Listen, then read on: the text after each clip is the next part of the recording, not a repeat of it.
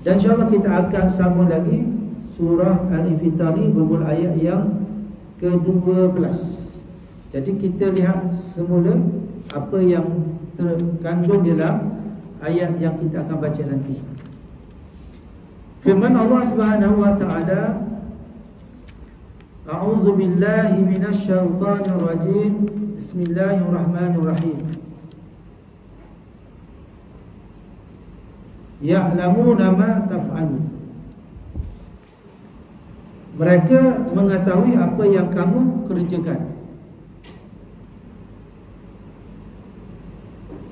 Innal abrara lafi na'im. Sesungguhnya orang-orang yang banyak berbakti sememangnya berada dalam syurga yang penuh kenikmatan. Jadi siapakah yang mengetahui, ya?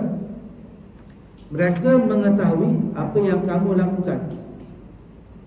Itu di kalangan para malaikat. Okay. Para malaikat yang tugaskan oleh Allah SWT, mereka mengetahui apa yang kita lakukan.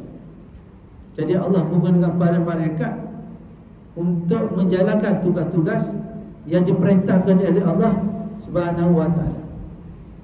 Kerana itu dalam surah An-Nazi'at pada permulaannya dijelaskan tentang tugas-tugas malaikat. Okay. Dan antara malaikat yang kita wajib beriman, antaranya ialah Jibril AS. Muka Nakir, ya, Malik Ridwan, Israfil, Israel. Itu yang malaikat-malaikat yang besar. Contoh seperti malaikat Israfil, terlalu besar. Paling besarlah malaikat Israfil. Okey. Malaikat Israel yang mencabut nyawa adalah malaikat yang terakhir akan meninggal dunia. Terakhir, sebab itu akan cabut nyawa. Jadi last sekali dia akan cabut nyawa dia sendiri. Dan masa itu baru dia tahu betapa sakitnya apabila nyawa tu dicabut. Sebab sebelum ni dia cabut nyawa orang, dia tak pernah rasa apa. Okey. Selepas dia mencabut atas perintah Allah, mencabut nyawa Israfil, barulah dia mencabut nyawa diri sendiri. Dan masa itu baru dia tahu betapa sakitnya mati.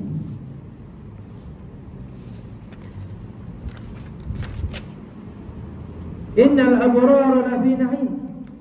Sesungguhnya orang yang berbakti, orang yang baik-baik, orang yang beramal soleh, wa ta'awanu 'alal birri wat taqwa, berpertolongan atas kebaikan dan ketakwaan. Disebut oleh Allah di sini, sememangnya berada dalam syurga yang penuh kenikmatan.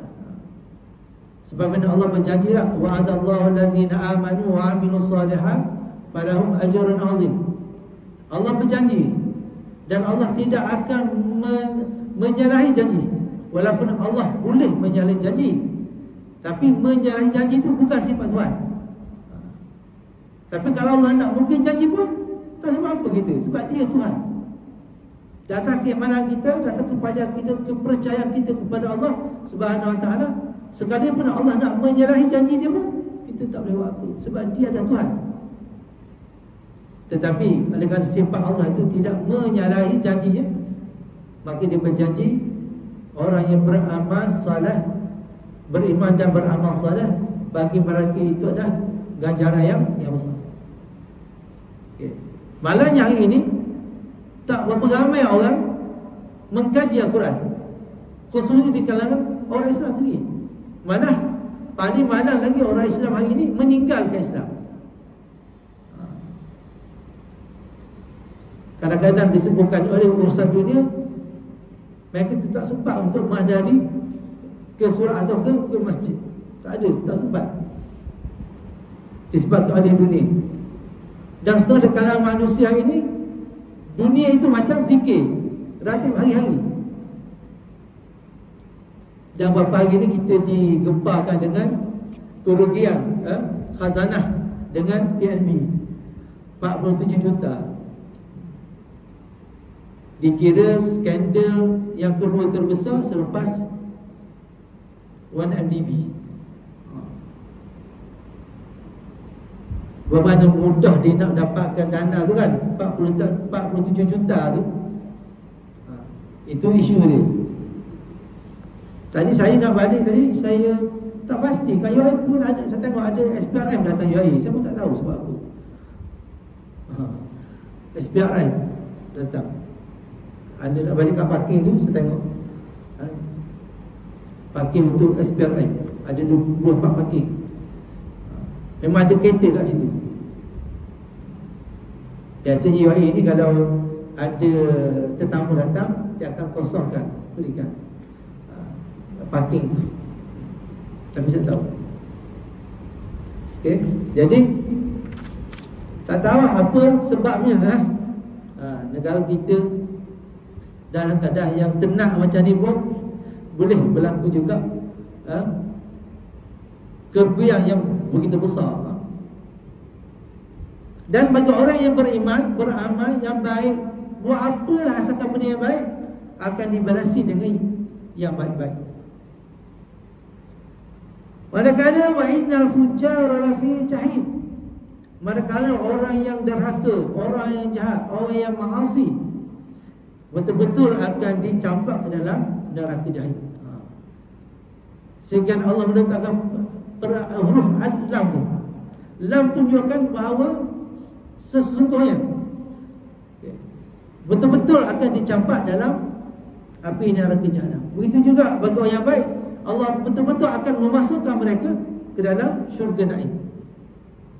Nak menunjukkan janji Tuhan tu, janji Tuhan. Ada antara ayat Allah sebut, innallaha syara minal mu'minina anfusahum wa amwalahum jannah.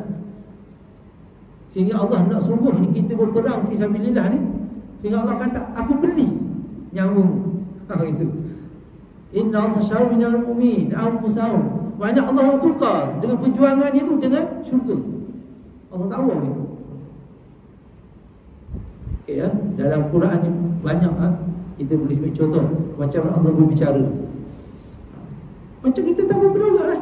Boleh tak aku upah 40,000? Macam tu lah Allah beli nyawa kita ditukar dengan syurga. Walhal tak perlu pun buat Allah macam tu, tak perlu pun. Tapi Allah ni nak pertama kasih Allah ni, pertama Allah ni orang panggil apa, seorang Tuhan yang bertimbang rasa. Nah, sehingga kan dengan makhluk di sini pun Allah kata biarlah aku beli je lah nyawamu tu, aku ganti dengan syurga. Pergilah perang, tak apa. Kalau hakim pun sekejap je, lepas tu masuk syurga. Macam tu lah bicara Allah dengan kita, betapa kasihnya Allah kepada hamba dia, ya? Yaslawnaha yaumaddin, mereka itu akan dimasukkan ke dalam, ataupun mereka itu akan masuk ke dalamnya pada hari pembalasan. Mana hari ini tak ada lagi orang yang dicampak dalam neraka, tak ada lagi. Yang ada ni saya sebut, yang ada ni sekarang sebagai peralihan antara alam dunia dengan alam akhirat. Kita akan berada di alam barzakh terlebih dahulu. Dan sebenarnya di alam barzakh itu dah menentukan masa depan kita di hari akhirat. Dalam alam barzakh itu telah membayangkan masa depan kita. Setiap insan akan berada di alam barzakh ini dalam keadaan keseorangan. Jadi akan ditemani oleh pahala-pahala dia. Pahala baca Quran, pahala tolong, tu yang mendampingi dia. Jadi itu adalah kita akan berdepan pada satu zaman yang sangat menggerukan kita sebenarnya. Tapi oleh kerana kita biasa mendengar cerita-cerita seperti itu, tidaklah dikatakan kita ni terkejut sangat dah. Berbanding dengan orang bukan Islam, memang terkejut. Tak, dia tidak pernah dibayangkan, tidak pernah diceritakan tentang bagaimana berlakunya alam barzakh. Tak pernah. Tapi kita ada. Ini kelebihan pada orang Islam. Kelebihan pada kita semua. Walaupun kita kesan takut, tapi kita tahu kita akan berhadapan dengan mati, dan kita akan ada pada suatu zaman, iaitu alam barzah. Macam-macam dikatakan bahawa kita berada sebab di alam barzah tu kita ditidurkan. Begitu. Dan kadang-kadang kita boleh mendengar juga suara-suara orang datang dan menziarah kita. Sebab hadis tu dia tidaklah diceritakan secara bersama-sama dah. Topiknya sikit-sikit. Bayangkan begitu. Dibayangkan bagaimana orang yang kafir dipukul dengan malaikat, keluarnya jengking kala sebagainya. Itu cerita-cerita yang kita dengar. Dan kita bersedia, kita cuba tidak didatang oleh binatang-binatang tu, lalu kita pun beramal. Itu sebenarnya, itu rahsia dia. Cuma cerita tu tak bersama lah, sikit kau sikit. Wa ma hum anha bighaibin, dan mereka sekali tidak dapat lari keluar dari neraka tersebut. Tak ada buat apa dah. 1000 tahun ke 2000 tahun ke, masa kita atas dunia ni tak ada penjara sampai 1000 tahun. Tak, paling banyak 100 tahun. Ini kita dalam penjara, masih ada makan minum. Tak, silap-silap kita ada peluang untuk keluar. Tapi bila dalam neraka, bukan sehari dua, bukan 100 hari, 1000 tahun, 2000 tahun. Dan setengah di kalangan manusia ni akan dihumar dalam neraka sampai bila pun ada. Itulah satu zaman yang menakutkan kita sebenarnya. Dan perkataan ketakutan atau menakutkan inilah akan menambah iman kepada kita, akan menggalakkan lagi kita untuk beramal. Wala ta'awanu 'alal ismi wal 'udwan, dan jangan kamu sekali kamu bertolongan dalam perkara dosa dan membawa kemusuhan. Itu ketika ini. Sebab kita akan dihukum oleh Allah, kan? Kerana Allah terlalu murka kepada orang yang tak percaya adanya hari pembalasan. Sebab pada orang yang tak percaya adanya hari pembalasan, dia akan berterusan melakukan kejahatan. Sebab dia mati pun tak ada pembalasan, mati-mati gitu lah. Lalu dia pun melakukan kejahatan berterusan. Berbanding orang yang beriman dengan adanya pembalasan, walaupun mungkin dia buat kesilapan, tapi dia sedar dia ada Allah. Walaupun ramai penjara kalangan orang beriman tadi, bila masuk penjara dia sedar. Macam tu. Tapi bagi orang yang bukan Islam, dia tak ada apa. Sepertilah kita ni berperang fisabilillah, kita dijanjikan dengan syurga, tapi bagi mereka mati-mati kata, ya. Itu perbezaan antara beriman dengan tidak beriman. Kata pengarang kita ini, orang-orang yang mempunyai banyak kebaktiannya itu al-abrar, mereka lah orang-orang mukmin yang bertakwa kepada Allah Subhanahu Wa Taala semasa di dunia, dan akan hidup senang-lenang di dalam taman syurga yang penuh dengan aneka nikmat yang tidak pernah dilihat oleh mata dan didengar oleh telinga, serta terlintas di dalam hati manusia, dan mereka hidup kekal di dalam. Bermakna bersenang-senang sebenarnya adalah hanya di akhirat, di syurga. Itulah sebenarnya. Kalau nak berbanding dengan Allah, mata'un qalil mata'un fid dunya illa mata'un qalil. Atas dunia kata Allah, kecuali yang adanya kenikmatan yang sedikit. Jadi kenikmatan sebenarnya di akhirat sana. Maka kita perlu kejar akhirat tu. Kita kena kejar. Macam tu. Maksudnya kita tak ada berdiam diri. Kita mesti kejar.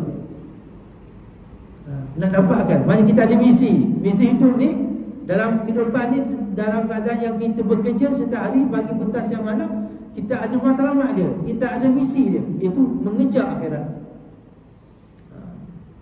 Biar ada kita semai dalam hati kita ni, di samping kehidupan di dunia, kita ada misi, itu nak mendapatkan akhirat. Bermakna kita taklah kata hidup ni saja-saja, tak. Ya, kita ada misi dia. Kedua kata pengarang ini, orang-orang yang derhaka, fujar, iaitu orang kafir yang jahat kerana derhaka kepada Tuhannya semasa di dunia. Mereka akan dihidup sengsara. Ni yang sebenar sengsara ni.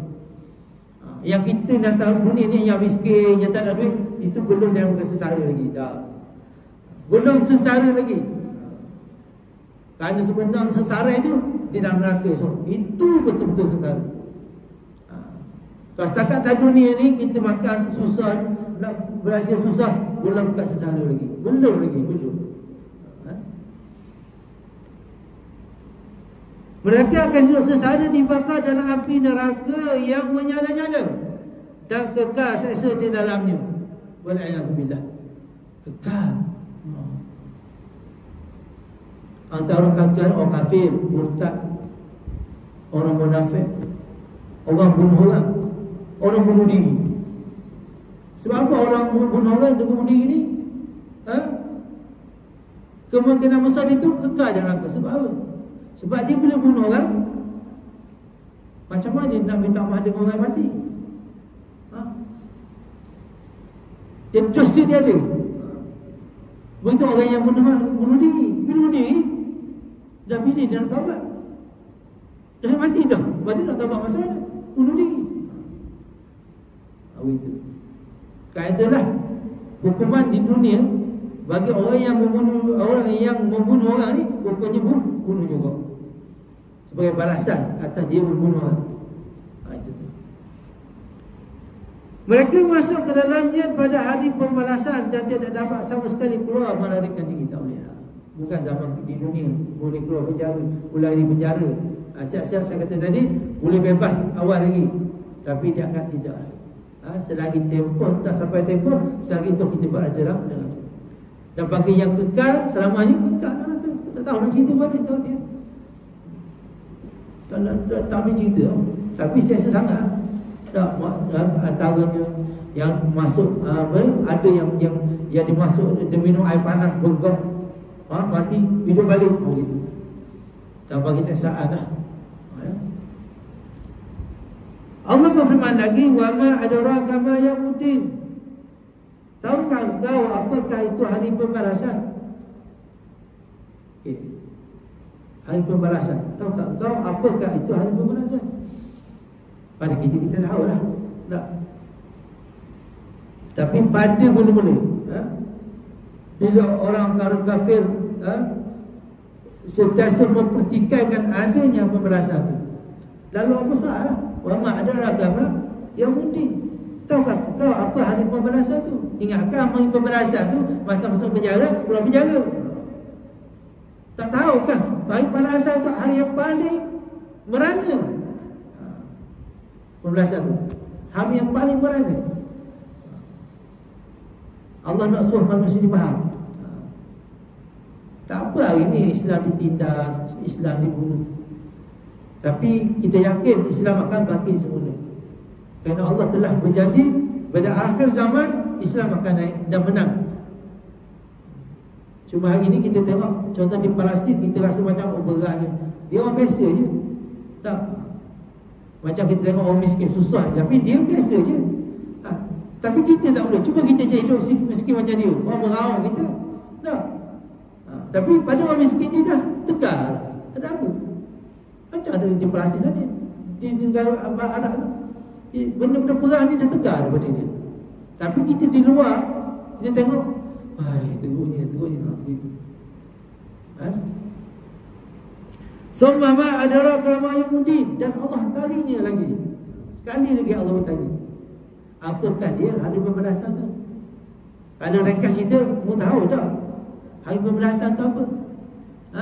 Ingatkah hari pembalasan tu duduk atas dalam istana? Nah, ingatkah hari pembalasan tu duduk di letak motor, buang motor, ataupun kata besar kata emas tu di balasan tu? Kamu akan seksa betul-betul ni.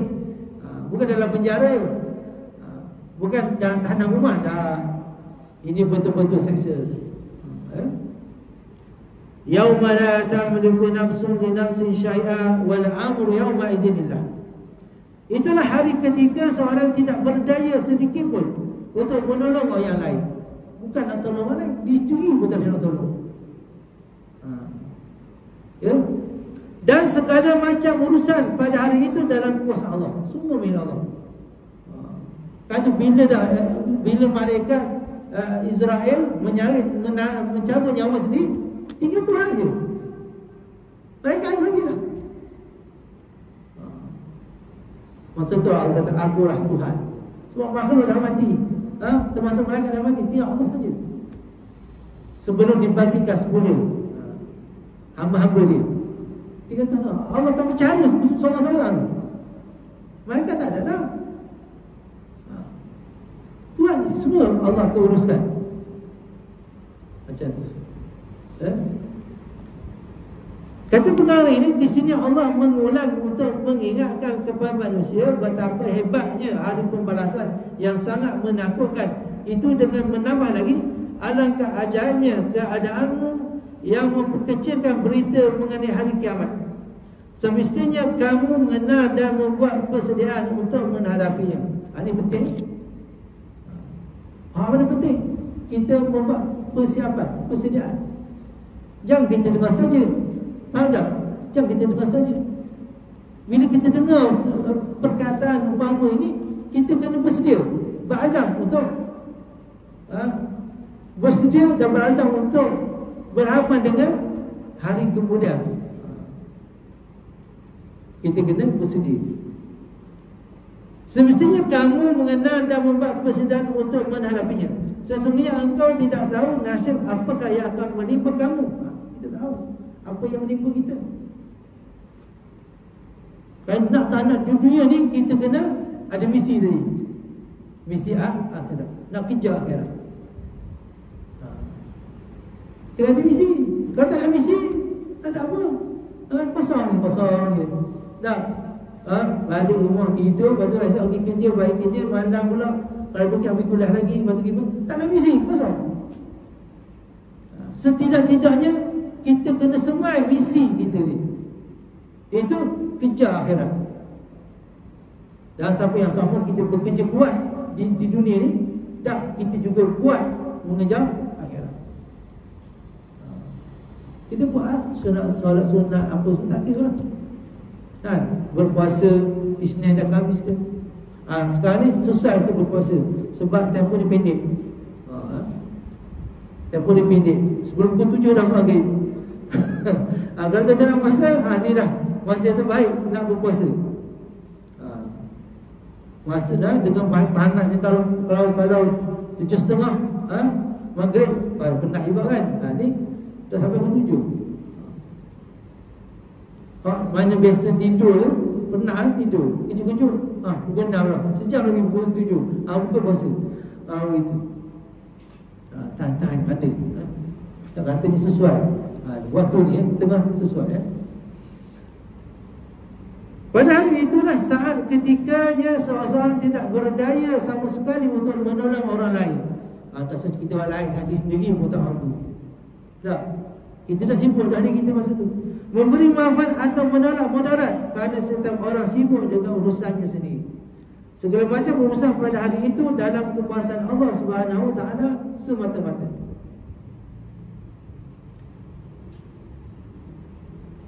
Hanya kepadanya dikembalikan segala urusan. Ya?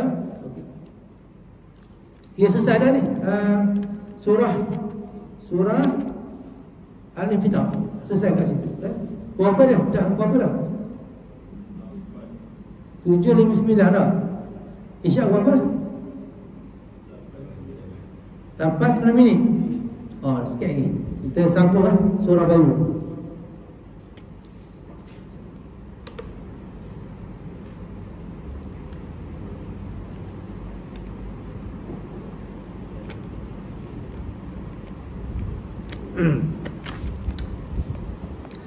Okey, surah berikutnya adalah surah Al-Mutaffifin. Apa makna Al-Mutaffifin ni? Ialah orang-orang yang menipu timbangan, tipu. Ada lagi tak sekarang ni? Ada. Ecah dia punya jarum dah. Timbang ni. Bukan timbang ni pun saja tuan-tuan. Nak buat rumah, bahan tak cukup, campur dengan pasir banyak, termasuk juga. Termasuk juga. Tak. Apa lagi? Bagi kereta. Tak. Bagi kereta, tukar barang yang tak berkualiti, tapi harga yang mahal. Termasuk semua kan? Okey. Di mana surah Mutaffifin ini, itu surah yang ke-83, mengandungi 36 ayat dari jenis Makkiyah. Disebut Makkiyahnya tuan, surah ini turun di Mekah lah. Kalau di Madinah dipanggil ayat Madaniyah. Okay. Dan dikira Madaniyah tu bermulanya musafir Nabi, ditempuh musafir Nabi tu ke Madinah. Kalau turun ayat ketiga itu termasuk dalam ayat Madaniyah. Dan mana ayat-ayat Makkiyah ni dia hanya berlaku di Mekah sebelum Nabi berhijrah, ataupun senang kita kata sebelum Nabi SAW berhijrah ke Madinah. Ketika kata bila bermula Nabi SAW berhijrah ke Madinah, dan ada kata berlaku penurunan ayat ketika itu, dia panggil ayat Madaniyah. Ayat Makkiyah ni kebanyakannya menyentuh soal akidah, membentangkan akidah. Maka ada ayat-ayat Madaniyah ni banyak menyentuh soal amal, seperti sembahyang, puasa, zakat dan sebagainya.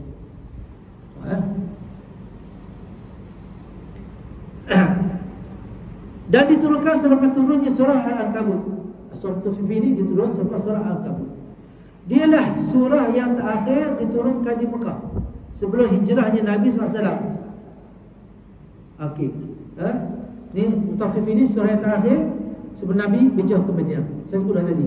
Bila bermula hijrah tu, dia dah jadi Madaniyah. Itu disebut sebelum. Bukan ketika Nabi berhijrah tu, tak. Sebelum Nabi berhijrah. Sebab bila dah berhijrah, dia dah panggil Madaniyah. Matlamat yang serupa dengan lain jenis surah Makkiyah itu memperkata soal akidah dan menyerukan dakwah Islamiyah kepada musuh-musuh yang menentangnya. Saya pun dah tadi.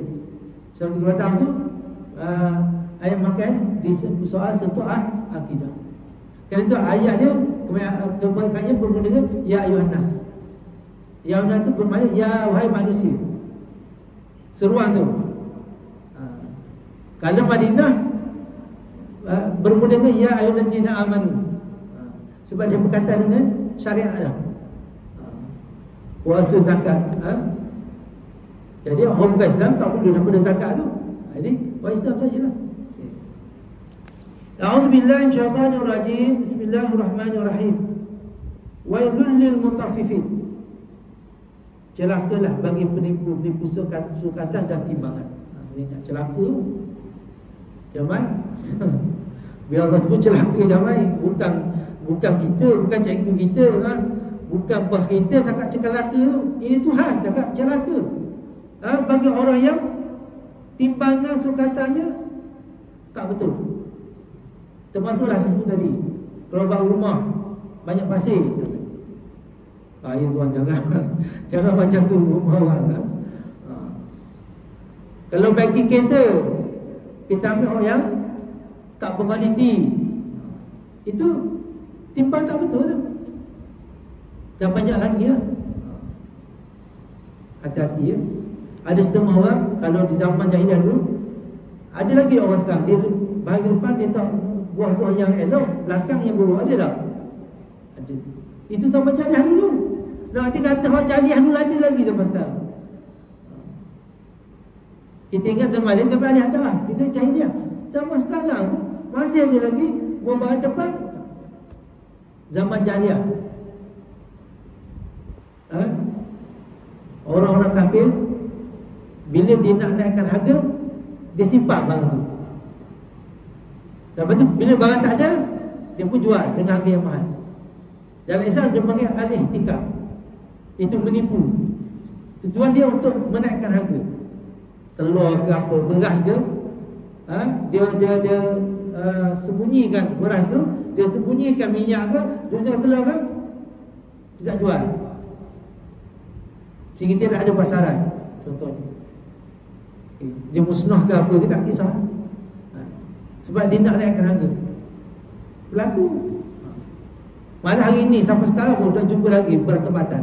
Tak ada bertempatan. Sampai sekarang tak tahu. Itu nak apa mana? Allazina izaqtalu 'alan nasi yastawfun. Yang mana kata Tuhan, mereka jika menyukai dari orang untuk dirinya dicukupkan. Kalau tak dia beli, kalau tak dia beli, dia seorang timai dulu. Ataupun dia bukan besar-besar tu, so suka dia banyak. Wa iza kaluhum aw wazanuhum yukhsirun. Dan jika mereka menyuka untuk orang lain atau menimbang untuk orang lain, dirugikan, dikurangkan.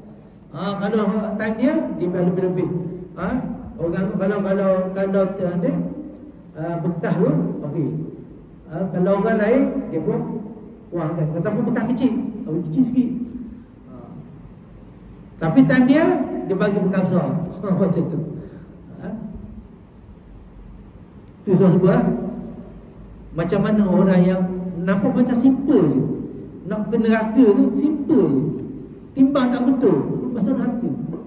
Sehingga Allah sebut dalam ada surah yang menyentuh tentang orang yang menimbang tidak betul. Sebab ada dalam Quran. Sebab apa? Sebab menimbang ni banyak orang yang tak timbang betul. Banyak orang tak timbang betul. Kadang-kadang dijual barang tu, dia jual barang dengan dijual barang lain, dia beri barang lain. Banyak. Ala yazunnu ulaika annahum mab'usun. Tidakkah mereka menyangka bahawa mereka bakal dibangkitkan? Ini soal Allah bangkitkan lagi. Dan sebab tak percaya akhirat lah ni, semua ni. Dia tak apa yakin. Sehingga Allah bertanya lagi, tidakkah mereka menyangka bahawa mereka bakal dibangkitkan? Maksudnya mereka ni lepas mati tak ada lah ke? Macam tu. Dia sekadar mati je. Bagi orang tak beriman memang macam lah. Kan? Betul lah pertanyaan Allah ni kepada orang kafir tu. Sebab dia tak tahu tentang pembalasan. Kalau kita ni orang tahu pun buat juga. Orang yang tahu ni, nah, orang yang tahu ada syurga neraka ni pun buat juga. Tak ubah seperti orang kafir. Orang kafir lagi lah, tak tahu benda. Kita ni dah bukan tak belajar agama sikit-sikit. Sekarang dah belajar, semua ada belajar. Dah bodoh-bodoh pun sampai spam dia belajar lagi agama. Itu bodoh-bodoh. Tahu itu dosa, itu tak dosa tahu, tapi nak buat. Berbanding orang kafir. Orang kafir je lah. Ni orang tahu dah ni. Buat juga. Macam mana? Liyaumin azim, pada hari yang agung. Itu pada yang kiamat. Jadi kita beringat, macam kita ni tidak berkesudahan di dunia. Tiada kiamat. Dunia mati, habis cerita tak. Cerita itu akan bersambung. Mana cerita tu tak pernah tamat. Begitu. Tak pernah tamat. Tak akan tamat lah. Tak akan tamat. Hidup, meninggal, bangkit, pembalasan, dunia, akhir lah. Syurga, neraka. Begitu. Masuk neraka. Memang tak ada apa. Sama ada kita dimaafkan selepas masuk neraka, masuk syurga, atau kekal dalam neraka. Dan juga kita di syurga. Tak. Begitu kita di syurga, kita akan mendapat balasan yang setimpal daripada Allah Subhanahu Wa Taala. Kata Allah sebut, man jaa bil hasanah falahu asyru amsalha wa man jaa bis sayyi'ah falahu jazaa illa mislah. Pada orang yang buat baik, Allah akan ganda 10 kali. Banyak orang baca Quran, satu huruf Allah bagi 10 kebaikan. Banyak orang. Tapi kalau buat jahat, Allah tak akan balas lebih daripada apa yang dia buat. Kadang-kadang ada juga di kalangan hamba Tuhan ni, Allah tangguh dia punya catatan dia. Berapa hari orang yang buat jahat itu bertaubat, dia tak cantik tu. Tapi pada kebaikan cantik terus, niat nak baik tu cantik. Walaupun tak buat, kita niat nak buat tapi tak jadi buat, tetap ditulis. Beza. Yauma yaqumun nasu li rabbil alamin. Hari sekalian manusia berdiri di padang mahsyar menghadap Tuhan seruan sekian alam. Digambarkan kepada kita bahawa kita akan dibangkit dan dihimpun di satu padang mahsyar yang tak boleh digambarkan betapa luasnya padang, yang tak boleh dibandingkan mana-mana padang di dunia pun tak boleh. Sebab dihimpunkan di situ.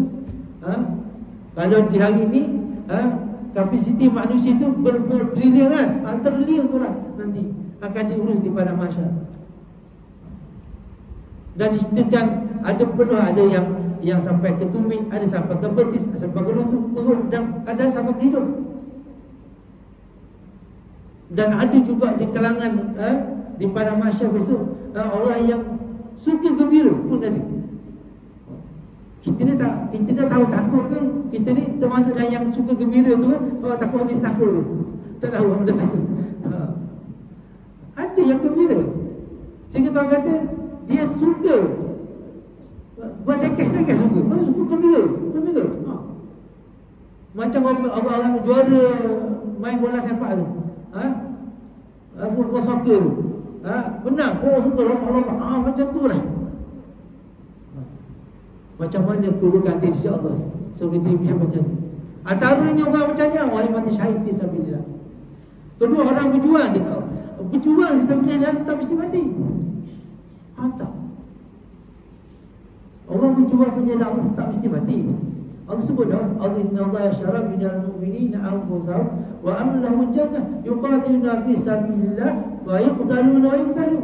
Sama kamu dibunuh atau tidak, Allah akan bagi kamu syurga. Orang yang berjuang fisabilillah. Kerana itu kita tak boleh tinggalkan perjuangan Islam, tak boleh. Boleh lah, kita tak ada masalah.